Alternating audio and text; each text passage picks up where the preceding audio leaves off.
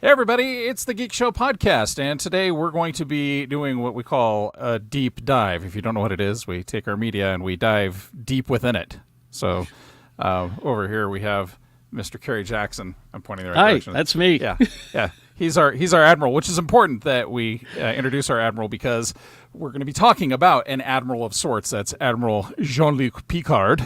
Oh, that's right. He's an Admiral now, isn't he? He is retired. So, and for folks who are new to this particular format, if you are watching live, please leave us comments. We'll be taking questions towards the end of the format, but we're going to be diving deep within the mystery, the enigma that is Picard Season 3.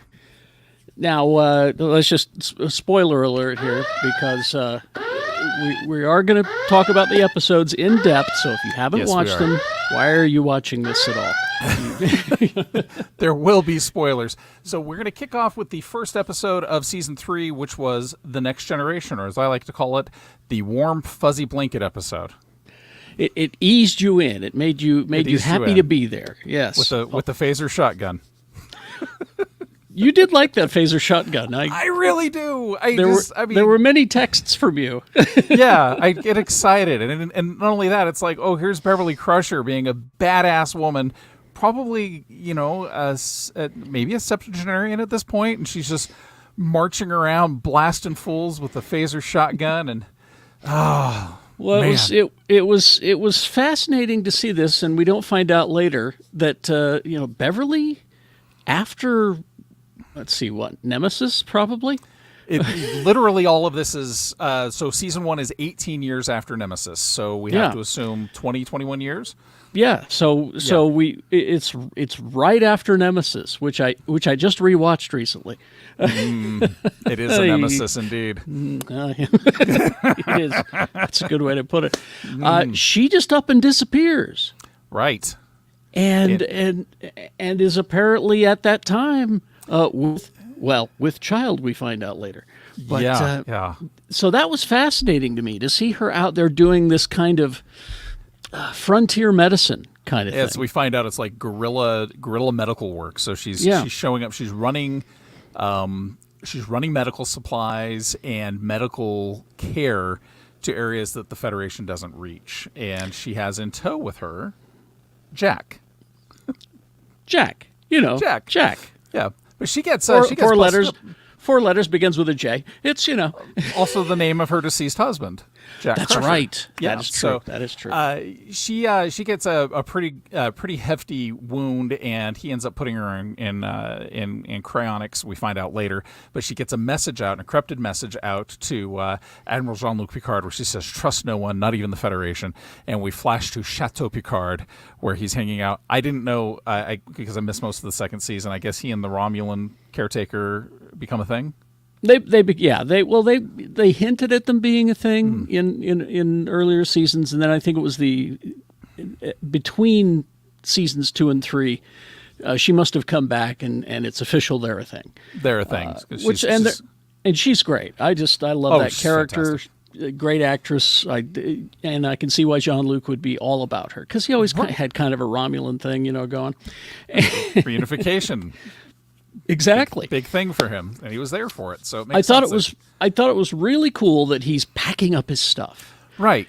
Because this is something I can attest to. When you get older, you tend to get rid of your stuff because you should. You realize you should for your kids' sake. Trust me. My mother was a hoarder. Both of my parents, and I got it from them. So we're collectors, Kerry. We're collectors. You can see behind me. Yeah. He's starting to get rid of his stuff, and I just found that to be fascinating. And it was also really cool to me that he kept his badge from Next Gen, which specifically that one. Yeah, specifically that one, which I found interesting because as the movies went on, they had different badges, and upgraded. So I would think that, being in a situation like that, you'd hand in your old one and they'd upgrade you to a new one, but I guess not. I think he probably had some sentimentality to it because they lost that Enterprise, the Enterprise that badge was identified with, the original Enterprise D maybe down. maybe when the ships are decommissioned or go down, then Could be, or it's a sentimental thing because it's like I don't know that military people, but like my dad, he was in the Marines for 2 tours in Vietnam, and like everything that was on his uniform is in a box. And interesting. And he's not really proud of his service, so it's an interesting thing that he just kept those things because it meant something. It's a point in his life. So fascinating. So what do you do if you're retired Admiral Jean-Luc Picard and you have to go chase after what we find out? I mean, we got that one episode of Next Gen where they kind of tried to hook up a little bit and things weren't working too well. It turns out that was an on again, off again thing for them, which I love. Who do you go to see? You go see Captain Riker. You call up Captain Riker, your old buddy, who last time we checked, he was still in Starfleet, and he was the captain of the what's the name of the ship? Titan. He was no longer of active commission, and then he reactivated to save Jean-Luc at the end of season 1. That's right. He had stepped down from the helm of the Titan. And he's just like, oh, yeah, I've got some shenanigans up my sleeve that'll get us into a ship. So they go to the Titan, which is in space dock, and I'm so happy to see that it's the same space dock from, from all the way back movies. From original movies. Like this is Earth space dock, and the Titan is there, and I could tell Kerry had a sudden gasp and a lack of blood to the head and probably fainted because that ship is what they're calling a Nouveau Constitution class refit of Riker's Titan. So let me tell you, I am known for my love of spaceship porn. It's not all spaceships. No. But when I find a design that I like, a ship that I like, something that works for you, I could just it bugs Sue so much, my wife. I'll hit pause and I'll go, oh, look at that.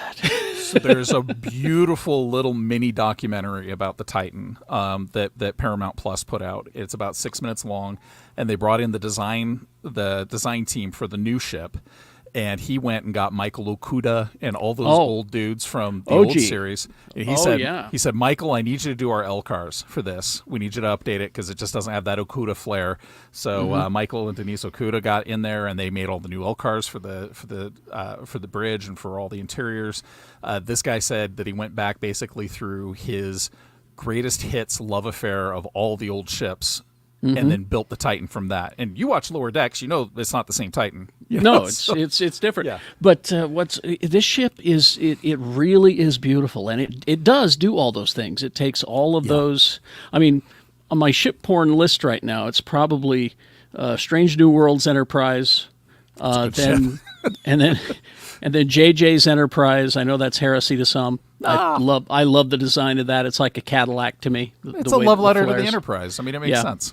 Yeah. And then it was the motion picture and then Enterprise C. But I'm now thinking that the Titan maybe it's a neat looking pushed ship. Up to number 3. It's good. It's interesting too because it's a science and exploration ship, but it looks like a dreadnought. I mean, this thing looks like a brick crap house, right? So it's like it is just a slugger of a ship, and it's commanded by Captain Shaw, who I actually love as a antagonistic protagonist. Like, when we first meet him, I'm like, this guy's a dick. This is terrible. This is the worst.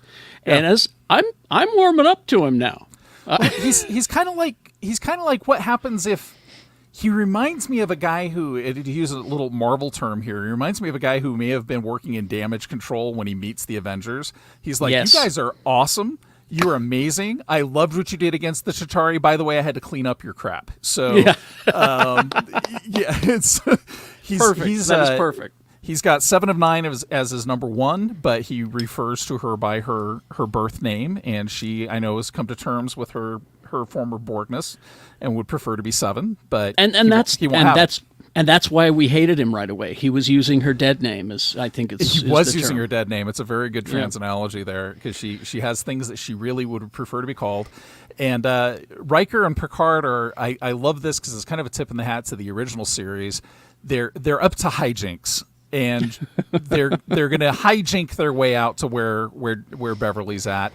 And Shaw will have nothing of it. 7, of course, is faithful to Picard. They're friends. They've worked together.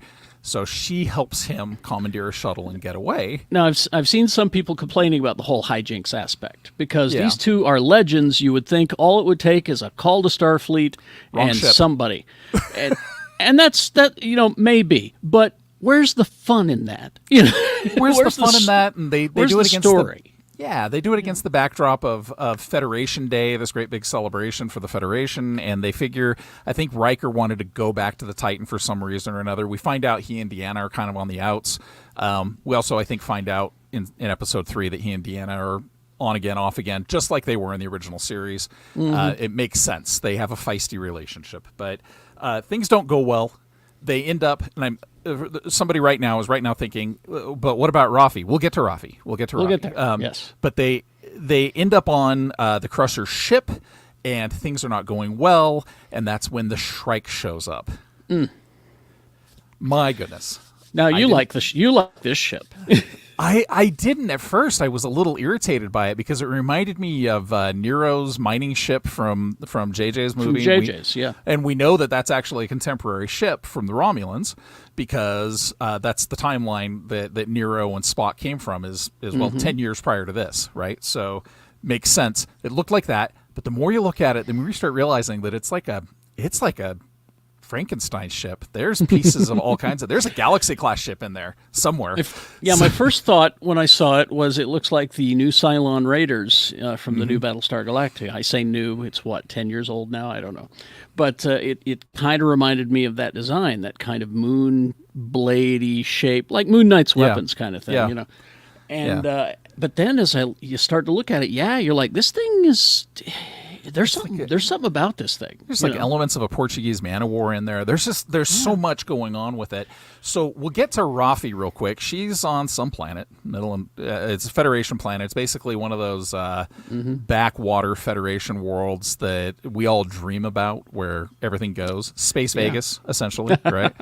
And she's on the smack again, and she's trying to score something, and it turns out that she's not really on the smack. She's working for Starfleet Intelligence, and she's just pumping people for information because she's convinced that the Daystrom Institute had stuff stolen not by some Romulan guy, but by something nefarious. And as she starts to piece it together, and I can't remember, I might be blending into it's the first episode, she figures out where the attack's going to happen after talking to her handler, and it's at a Starfleet recruiting center where a portal weapon opens up underneath the recruiting center and then engulfs it. This was so cool. Well, and I was like, part of me is so excited because the clue that she gets to is the Red Woman, and the Red Woman is a statue of Rachel Garrett, the captain of the Enterprise C. Yes. And so the portal weapon disappears the building. It collapses it into itself and then opens up the portal above the city and drops the building on the city. Which That's just devastating. Whoa, devastating, Yeah. a mind-blowing special effect, just so cool. They spent Really well all done. the money on this series, I think. Well, whatever they had left from the Titan. So you got the Shrike on the one side, you've got the portal weapon on the other, you've got Rafi devastated, you've got Spock. Spock, he's dead. You've got Riker and Picard in trouble. You've got Seven's in trouble. We met Geordi's daughter, Crash the Forge. How cool was that? That was great. And she's great. That's it's actually his daughter. LeVar Burton's daughter, and I Which thought I love. that's wonderful that they did that. So good. So we cut to the second episode. The second episode is called Disengage, and they've met Jack at this point, and they've got Beverly, but the Shrike is going to blow up the shuttle, so they've got to figure out how to get out. And by the way, Shaw is in the Titan, wants nothing to do with these guys and their stupid hijinks. He's going to stay on the Federation side of the border. That's right. And what happened to get... Because there was this big thing. The Shrike's coming in. They're going to blow him up, right? It was Amanda Plummer. Yeah. She says, "I'll give you an hour to hand over the guy. Hand over Jack. I'll give you an hour. How about that?" Yeah. And so that bought them time to do some story and some soul searching and some all background, and they're trying to figure it all out. Jack is not a good person. He's a bit of a scallywag. He's wanted everywhere. At least that's what they say. Yeah. They've had some interesting things with Fenris Rangers, with Starfleet people, all kinds of other folks like boarding the Crusher's shuttle and hassling them, trying to get Jack. So there's an issue there. There's something going on there. And, of course, the Shrike is after him. They say for the bounty, but it seems like overkill. That thing's not a bounty ship. That's an awful lot of trouble for one bounty. Yeah. Taking on Federation ships for a little Federation shuttles, right? So yeah, exactly. But it's on this episode where my favorite part, Riker going, Jean-Luc, do you not see? Don't you see what I'm saying? Yeah. That this is clearly your kid. You know.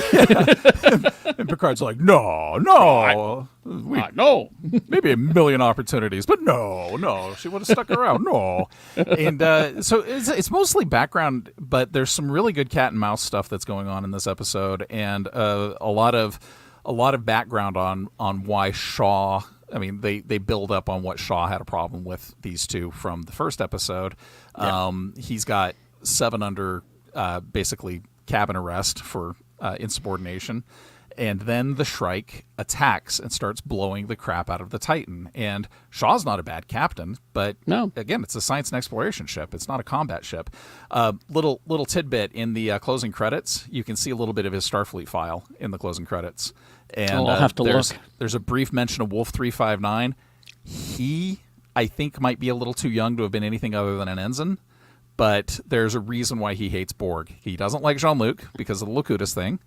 And yes. Yeah. So there's... if he was at Wolf 359, yeah, he'd have every reason to hate Picard. He's either at Wolf or his family was at Wolf or something along those lines. Because like Wolf 359 is probably a good 30, 40 years in the past. So he's...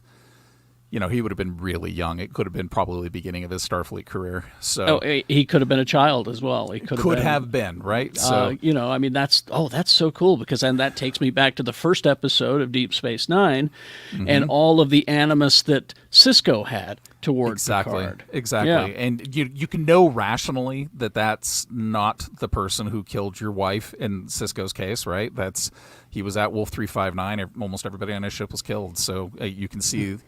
You're faced with the boogeyman that's been haunting you since. Yeah, I mean, I hope we find out. I hope we get some of that. I hope we do. I want more of this guy. I actually like this guy. He's a dick, but I like this guy. Well, but he's interesting because he's not like, okay, Riker is Riker. I love Riker as a captain, but that dude is like full steam ahead. Let's ram him. Like that's the Riker maneuver is literally let's ram him, ramming speed. He's done it like 3 different times, right? Yes. Shaw will literally give you the count of the people on the ship as his reason why he's not doing that. I have 400 some odd people on this ship that I am responsible for, above and beyond your living legends out there. But Picard says 3 things that changes everything. He's like, why are you sacrificing everything? Why are you willing to risk all of these people? And Picard says, he's my son. And all of a sudden Shaw's like, all right, battle stations, let's go. And that was fascinating. Yeah, because that's that all of a sudden that connection that I understand now. Yeah, I'm on board for this. He's still pissed about it, which I love. I know we kind of just jumped through episode 2, but it was a lot of filler. There's a lot. I mean, not filler, story. Being developed. Back to Rafi. Yes, it develops more and more. She's been speaking to this secret person, and I wasn't sure whether it was an AI handler or what. Yeah. Well, yeah, I figured it was her handler, but I didn't know whether it was an AI or who. But they keep, and this is where the title of the episode, Disengage, comes from. This is, listen, you've gotten too close to this whole thing, disengage. And then we find out at the end of this episode, she decides to go in and find this Ferengi, and finally criminal. A scary Ferengi. And yes, the Ferengis that started with Next Generation, instead of the funny Ferengis, it's the scary ones. Yeah, this guy's like one of the crime lords you'd get in True Romance or one of those old early '90s Tarantino movies. Like, this guy is scuzzy. He's got goons and all kinds of things. Yeah, I love it. As a Star Trek fan, all of these elements are just making me so happy. So she's there. Yeah. She's trying to get the information from him about it's not the Romulan that everyone is saying it is. It's not. Right. Tell me who it is. He's too much of an idiot. It starts to go south. He doses her with some terrible drug. Yeah. And out of nowhere, like like a mysterious samurai, Worf appears. And he's the handler. He's the secret voice from Starfleet Intelligence. He heads that Ferengi, just like, here you go. And he wipes out everybody there, and he tells her, I told you to disengage.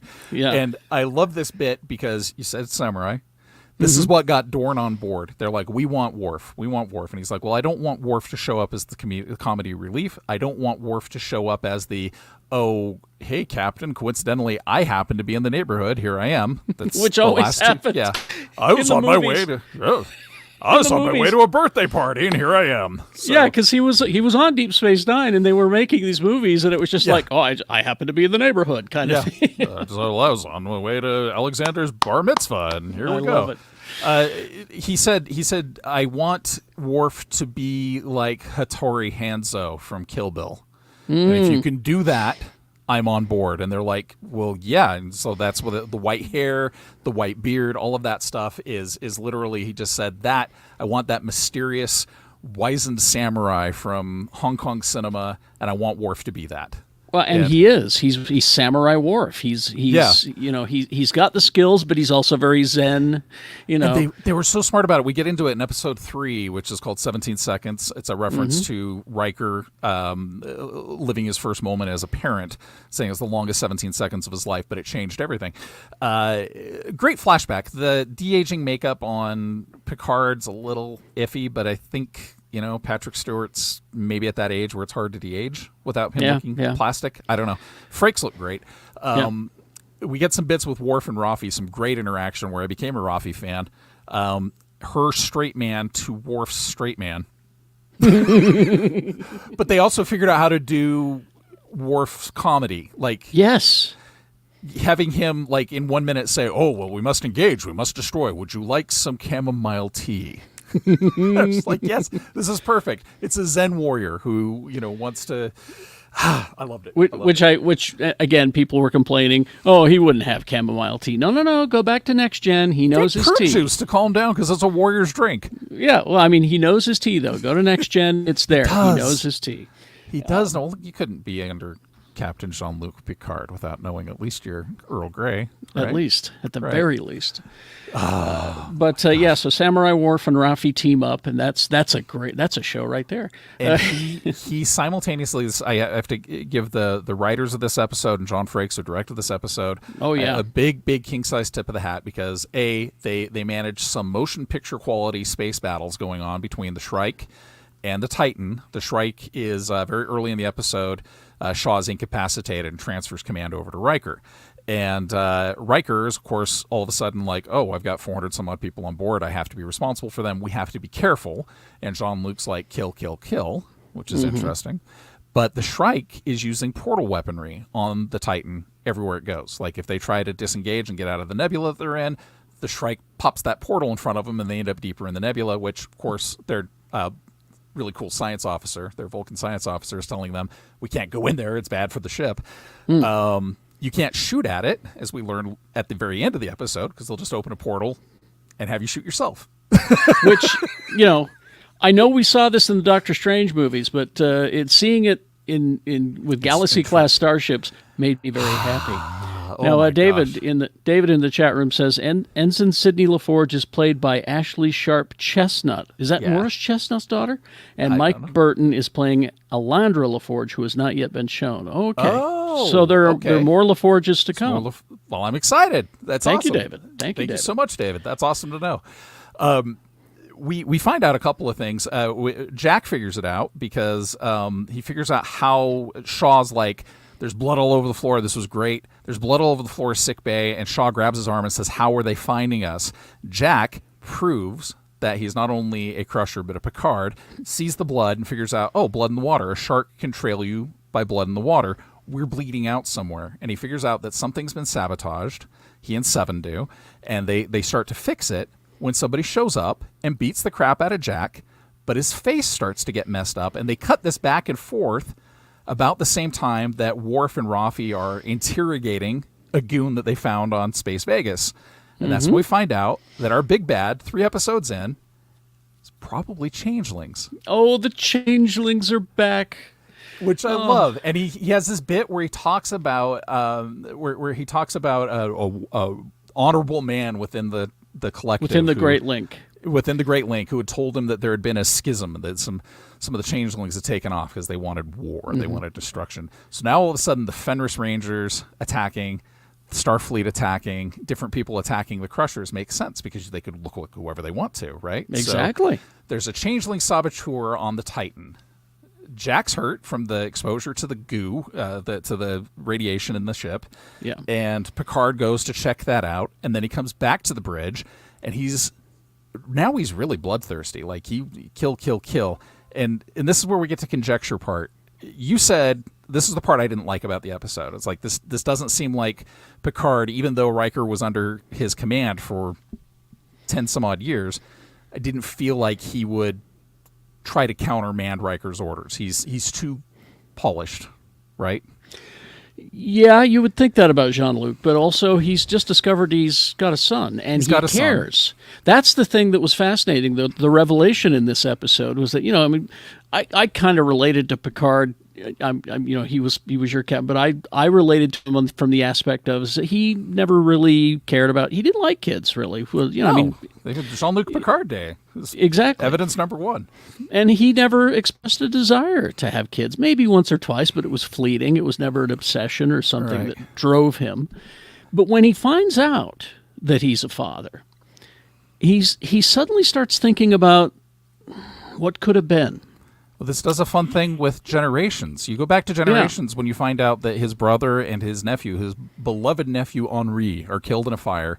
Mm-hmm. And that's literally everything that Jean-Luc is going off of in Generations, is that sadness, that sorrow over that loss and the family that isn't. Yeah. And that seems to be a nice through line for him here. And again, speaking of, characters not behaving the way that we think that they should with this Riker-Picard thing, the Picard-Beverly argument. I love that. I mean, he was being darn right mean at points. Yeah. And she was being unreasonable, which is what we're not used to seeing, She wasn't being the dancing doctor at that point? Yeah, she was. I mean, every time she tried to make an argument, I went, look, I see your point, but come on. What a great argument. She's like, I found out I was pregnant. I came to tell you, and then someone kidnapped you for 3 days. And then when that cleared up, there was some horrible negotiation that went south that you had to go fix. And she was like, no matter what, anybody who figures out that this is your son, he's going to have a target on his back for his entire life. And I was like, well, she's got a point. I mean, she's not wrong, but she's also being unreasonable at the same time. Right. It's that's what good writing is. When you've got there are no good guy and bad guy in this argument. You can see both their points. And you can root for them, and you can hope that maybe they get it together at some point. I don't want them to get back together because I think he's got a good thing going on with his Romulan caretaker lady. So.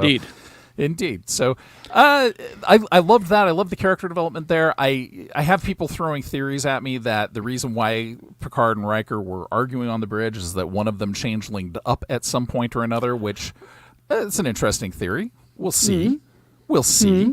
I mean, that's the fun thing about changelings. They could be anybody. And it could be anyone in this cast. It could be. It could be.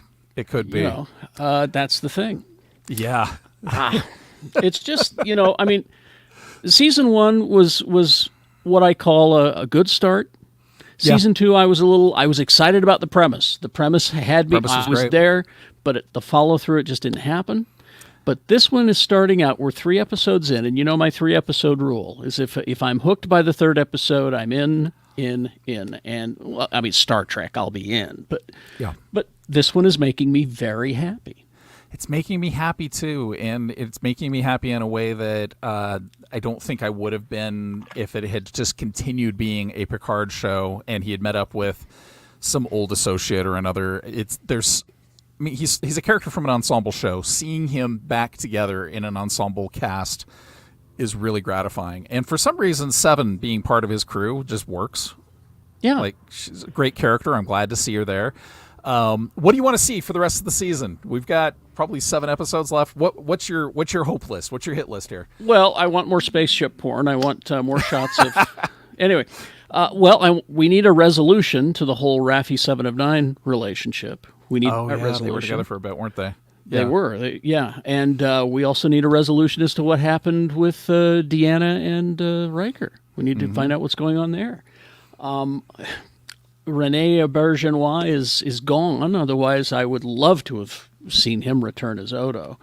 Yeah. That would have been great. Well, we're going to bring in the rest of the cast of Next Gen. Yeah. At some point. So where does Geordi show up again? Where does Data even? Well, Data's not going to show up, but Brett Spiner will be in there. It. Yeah. He's in it. We don't know what he's playing yet. Well, there is another android. That's true. The twins. The twins. Yeah, the twins. And I could see that one twin not really jiving with the Dominion thing. I could see him not liking the changelings, not one bit. So it'll be interesting to see how that comes together. I would love to see more crossover with that era of Trek. Like, I love that 7 of 9 is there. If Kira Nerys were to show up anywhere, I would lose my mind. Please don't tease me. You know how I feel about her. Well, I have to. She's amazing. So, well, we don't really have anybody watching the live stream right now. So normally we would have talked about, asked if you have any questions. But if you do have questions or comments, please leave them in the section below, because frankly, we love Trek. This is our wheelhouse. This is our dojo more than just about anything. Well, it's some folks have religion. I have geek, and I have the Avengers logo on this shoulder tattooed, and to complete my moral compass, I got to get the Delta Shield here. Yeah, you definitely need that Delta Shield. And one of these days, I'll get off my ass and go to a tattoo place and get it done. Yeah, but what discipline? I know you're going classic Trek because that's just how you're wired. What discipline would you put in there? I think it'd just be the Delta Shield. Okay, you're putting command or science or engineering. No, just the star. The star. I think that, and that's with JJ. It's all star. No, Starfleet is the star. That's the. Yeah. So that's the one I'll do. That's the one. Yeah, because we had in the original Trek, it seemed like a lot of the different ships in the space stations had different insignia on their uniforms. So in the old days, yeah. Yeah, the old days. The older days. 70 years ago. Or 60 or whatever. I can't. We were this big. Yeah. You were. I was not even on this planet yet. Oh. Well, I think I was on this Earth when the first original series was canceled, right around that time. So I might have been there for the tail end of season 3. I'm not sure. But anyway, folks, thanks so much for tuning in and checking us out. Remember that we record live every Saturday morning, 11:30 Mountain Standard Time, which for those of you in the UK would be about 5:30 UTC. It's just a little mental gymnastics for you there. We need to make sure that our universal time code is represented and honored here. Absolutely. As we talk about the future. Let's just say we abolish time zones altogether and embrace the UTC. GeekShowGotThisCovered.com is our Patreon as well. Don't forget that. And live long and prosper.